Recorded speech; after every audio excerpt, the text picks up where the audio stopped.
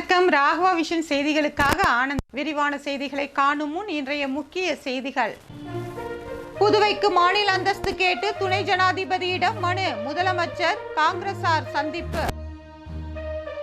பள்ளியை மூட எதிர்ப்பு, மாணவர்கள் பெற்றோர்கள் சாலை மறியல். சோளிங்கர் வழக்கறிஞர் கொலை செய்யப்பட்டதற்கு கண்டனம், புதுவையில் வழக்கறிஞர்கள் பணி புறக்கணிப்பு போராட்டம். தமிழகத்தில் ஆட்சி மாற்றம் ஏற்படும், புதிய நீதி கட்சி மாநில தலைவர் பேட்டி. இனி விரிவான செய்திகள். புதுவைக்கு மாநில அந்தஸ்து கேட்டு துணை ஜனாதிபதியிடம் முதலமைச்சர் ரங்கசாமி மற்றும் அரசியல் கட்சி தலைவர்கள் மனு அளித்துள்ளனர். துணை ஜனாதிபதி ஜெகதீப் தன்கர் 3 நாள் அரசுமுறை பயணமாக புதுவை வந்துள்ளார். அவர் புதுவை கடற்கரை சாலையில் உள்ள நீதிபதிகள் தங்கும் விடுதியில் இரவு தங்கினார். முன்னதாக நேற்று மாலை கவர்னர் மாளிகையில் துணை ஜனாதிபதிக்கு கவர்னர் விருந்தளித்தார். இதில் முதலமைச்சர் ரங்கசாமி, சபாநாயகர் செல்வம் மற்றும் அமைச்சர்கள் பங்கேற்றனர். அப்போது முதலமைச்சர் ரங்கசாமி துணை ஜனாதிபதியிடம் மனு ஒன்றினை அளித்தார். அந்த மனுவில் புதுவை பல்கலைக்கழகத்தில் தற்போது வழங்கப்படும் அனைத்து படிப்புகளிலும் மற்றும் வரவிருக்கும் படிப்புகளிலும் புதுவை மாணவர்களுக்கு 25% இடஒதுக்கீட்டை விரைவில் வழங்க தேவையான நடவடிக்கையை எடுக்க வேண்டும் என்று தெரிவித்திருந்தார்.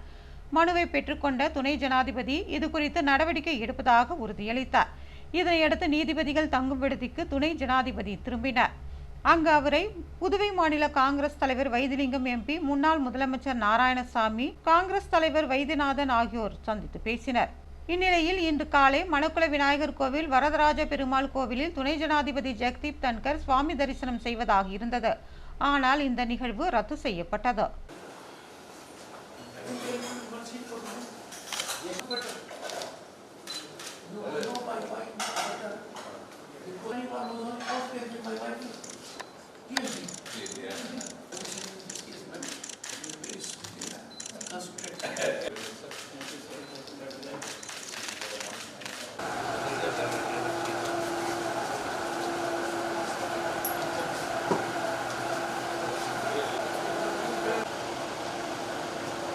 அரசு உதவி பெறும் பள்ளியை மூட எதிர்ப்பு தெரிவித்து மாணவர்கள் மற்றும் பெற்றோர்கள் சாலை மறியலில் ஈடுபட்டதால் பரபரப்பு ஏற்பட்டது. புதுச்சேரி புசி வீதியில் ஜெயராணி அரசு நிதியுதவி பெறும் உயர்நிலைப் பள்ளி இயங்கி வருகிறது. இப்பள்ளியில் நாளுக்கு நாள் மாணவர்களின் சேர்க்கை குறைந்துவிட்டது. இதனால் ஆசிரியர்களுக்கு சம்பளம் கொடுக்க முடியாத நிலை ஏற்பட்டுள்ளது.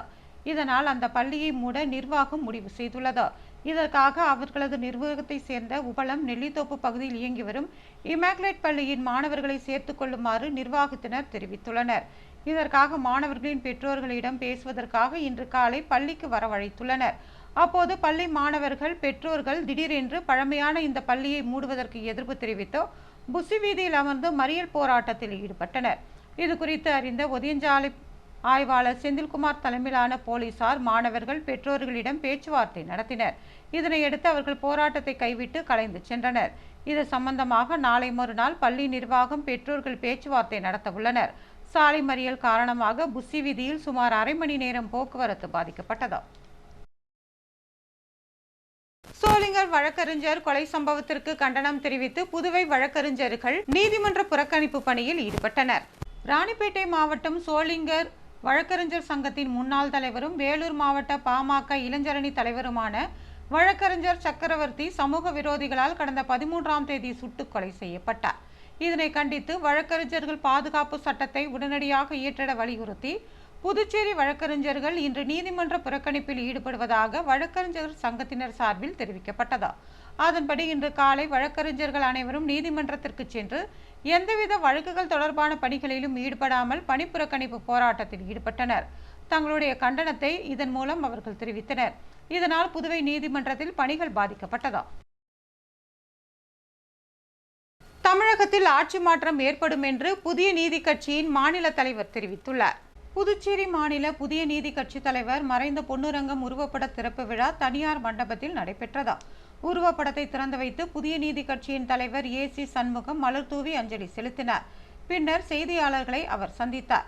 அப்பொழுது அவர் இண்டிகோ, ஏர் இந்தியா உள்ளிட்ட பல விமான நிறுவனங்கள் அதிக விமானங்களை வைத்திருந்தாலும் குறைந்த அளவில் விமானத்தை இயக்குவதாகவும் மீதி விமானம் நிறுத்தி வைக்கப்பட்டுள்ளதாகவும் தெரிவித்தார். விமானங்களை சரியாக பராமரிப்பதும் பழுதுகளை சீர்படுத்துவதும் இல்லை என்று தெரிவித்த அவர் அகமதாபாத் விமான விபத்து குறித்து மத்திய அரசு குழு அமைத்து விசாரணை நடத்தி வருவதாகவும், ஆய்வு செய்து தவறு இருந்தால் கடுமையான நடவடிக்கை எடுப்பதுடன் அனைத்து விமானங்களையும் சோதனை செய்ய மத்திய அரசு உத்தரவிட வேண்டும் என்றார். தேசிய ஜனநாயக கூட்டணியில் 25 ஆண்டுகளாக இடம்பெற்றுள்ளதாகவும் புதிய நீதி கட்சிக்கு தேர்தலில் புதுச்சேரி 2 தொகுதிகள் கேட்டதாகவும் தெரிவித்தார். குறைந்தது ஒரு இடத்திலாவது கண்டிப்பாக போட்டியிடுவோம் என்று கூறிய அவர், தமிழகத்தில் ஒரு லோக்சபா தொகுதி உட்பட 6 தொகுதிகளை கேட்க உள்ளதாக தெரிவித்தார்.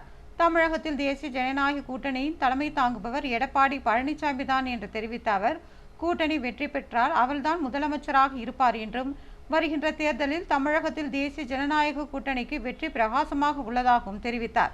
தமிழகத்தில் கண்டிப்பாக ஆட்சி மாற்றம் ஏற்படும் என்றும் அவர் கூறினார். சூறாவளி காற்று வீசும் என்பதால் கடலுக்குள் சென்ற மீனவர்கள் விரைவில் கரை திரும்ப வேண்டும் என்று மீன்வளத்துறை எச்சரிக்கை விடுத்துள்ளது.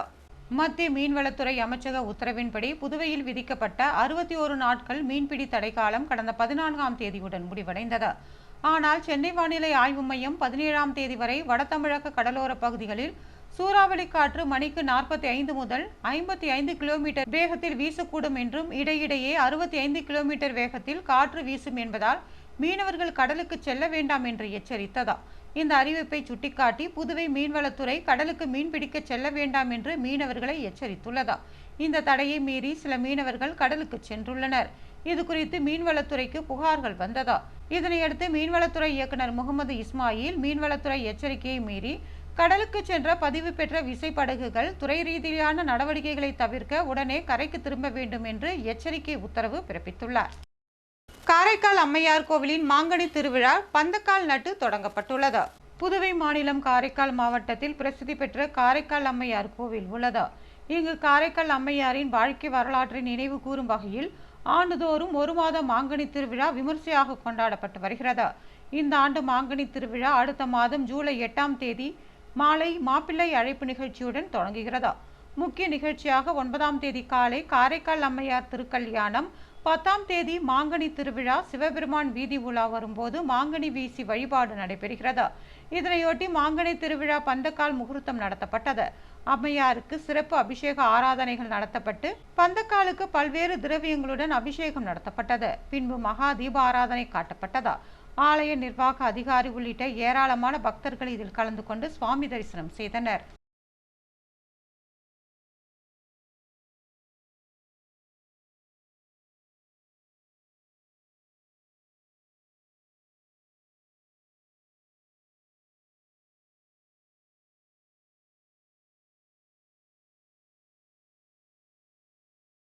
தேங்காய் திட்டில் சாலை அமைக்கும் பணியினை சட்டமன்ற உறுப்பினர் பாஸ்கர் என்கிற தட்சிணாமூர்த்தி தொடங்கி வைத்தார். புதுச்சேரி அரியாங்குப்பம் சட்டமன்ற தொகுதிக்குட்பட்ட தேங்காய் திட்டு திலகர் நகர் 3வது குறுக்கு வீதி விரிவாக்கத்திற்கு 10,82,891 ரூபாய் மதிப்பீட்டில் சிமெண்ட் கான்கிரீட் சாலை அமைக்கும் பணி நடைபெற உள்ளது. இப்பணிக்கான பூமி பூஜை நடைபெற்றது. தொகுதி சட்டமன்ற உறுப்பினர் பாஸ்கரன் பூமி பூஜை செய்து பணிகளை துவக்கி வைத்தார். நிகழ்ச்சியில் புதுச்சேரி நகராட்சி ஆணையர் கந்தசாமி மற்றும் ஊர் முக்கிய பிரமுகர்கள் கலந்து கொண்டனர். இதனைத் தொடர்ந்து அரசு நியாய விலைக் கடையை சட்டமன்ற உறுப்பினர் பாஸ்கர் திறந்து வைத்து பொதுமக்களுக்கு இலவச அரிசியை வழங்கினார். வில்லியனூரில் வாய்க்கால் புனரமைக்கும் பணியினை சட்டமன்ற எதிர்க்கட்சித் தலைவர் சிவா தொடங்கி வைத்தார். புதுவை வில்லியனூர் சட்டமன்ற தொகுதிக்குட்பட்ட வில்லியனூர் வடக்கு தேரோடும் வீதி மற்றும் மேற்கு தேரோடும் வீதி சந்திப்பு முதல் தேசிய நெடுஞ்சாலை புறவழிச்சாலை வரை RCCU வடிவ வாய்க்கால் புனரமைப்பு அமைக்கும் பணி பொதுப்பணித்துறை மூலம் சுமார் 93.26 லட்சம் ரூபாய் மதிப்பீட்டில் மேற்கொள்ளப்பட உள்ளது. இப்பணிக்கான பூமி பூஜை நடைபெற்றது. சட்டமன்ற எதிர்க்கட்சித் தலைவரும் தொகுதி சட்டமன்ற உறுப்பினருமான சிவா கலந்து கொண்டு பூமி பூஜை செய்து பணிகளை தொடக்கி வைத்தார். இந்நிகழ்ச்சியில் புதுச்சேரி பொதுப்பணித்துறை தலைமை பொறியாளர் மற்றும் கண்காணிப்பு பொறியாளர் வீரசெல்வம், கட்டிடங்கள் மற்றும் சாலைகள் கோட்ட செயற்பொறியாளர் கண்ணன், உதவி பொறியாளர் ஸ்ரீனிவாசாராம், இளநிலை பொறியாளர்கள் குலோத்துங்கன், தேவர் மற்றும் ஊர் முக்கிய பிரமுகர்கள் கலந்து கொண்டனர்.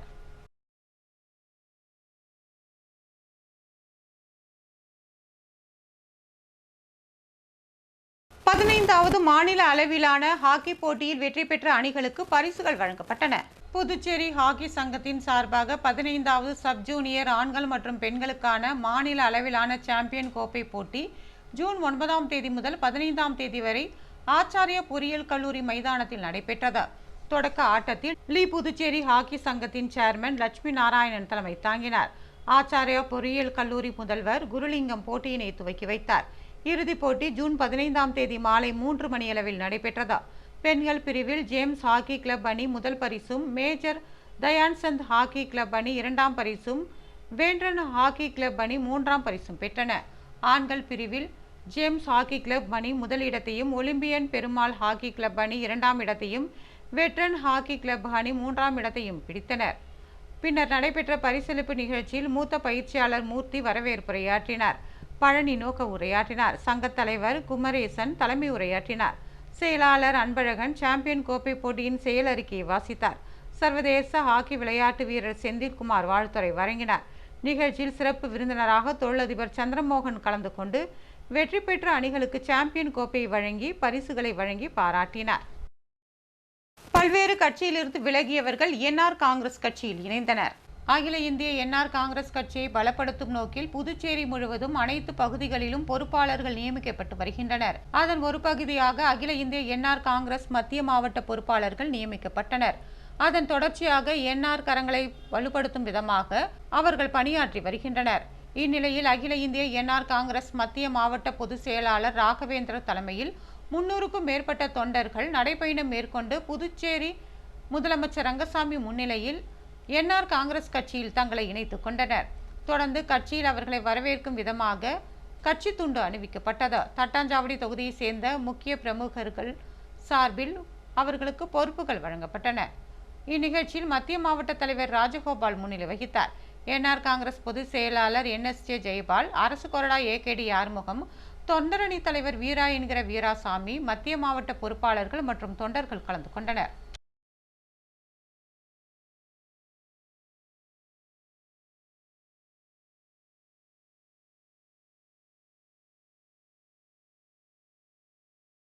பிச்சைவீரன்பேட்டை அரசு பள்ளியை புனரமைக்கும் பணியினை சட்டமன்ற உறுப்பினர் சிவசங்கர் தொடங்கி வைத்தார்.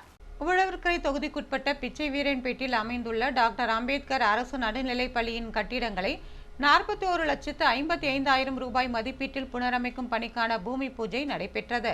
பள்ளி வளாகத்தில் நடைபெற்ற இந்த நிகழ்ச்சியில் சிறப்பு விருந்தினராக உழவர்கரை தொகுதி சட்டமன்ற உறுப்பினர் சிவசங்கர் கலந்து கொண்டு அரசு பள்ளி கட்டிடங்களை புனரமைக்கும் பணிகளை செய்து வைத்தார். நிகழ்ச்சியில் புதுச்சேரி பொதுப்பணித்துறையின் சிறப்பு கட்டிட கோட்டம் 2 செயற்பொறியாளர் பக்தவச்சலம், பெண்கள் பள்ளிக்கல்வி துணை இயக்குநர் ராமச்சந்திரன், இளநிலை பொறியாளர் தமிழ்ச்செல்வன், பள்ளி தலைமை ஆசிரியர் சிவசங்கரி உள்ளிட்ட பலர் கலந்து கொண்டனர்.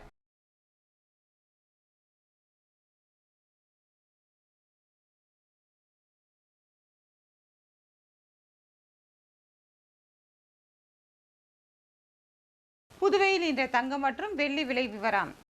தங்கம் 1 கிராம் 9,305 ரூபாய். ஒரு சவரன் தங்கம் 74,440 ரூபாய். வெள்ளி 10 கிராம் 1,170 ரூபாய். மீண்டும் இன்றைய முக்கிய செய்திகள். புதுவைக்கு மாநில அந்தஸ்து கேட்டு துணை ஜனாதிபதியிடம் மனு, முதலமைச்சர் காங்கிரசார் சந்திப்பு. பள்ளியை மூட எதிர்ப்பு, மாணவர்கள் பெற்றோர்கள் சாலை மறியல். சோளிங்கர் வழக்கறிஞர் கொலை செய்யப்பட்டதற்கு கண்டனம், புதுவையில் வழக்கறிஞர்கள் பணி புறக்கணிப்பு போராட்டம். தமிழகத்தில் ஆட்சி மாற்றம் ஏற்படும், புதிய நீதி கட்சி மாநில தலைவர் பேட்டி. இத்துடன் செய்திகள் நிறைவு பெறுகிறது. வணக்கம்.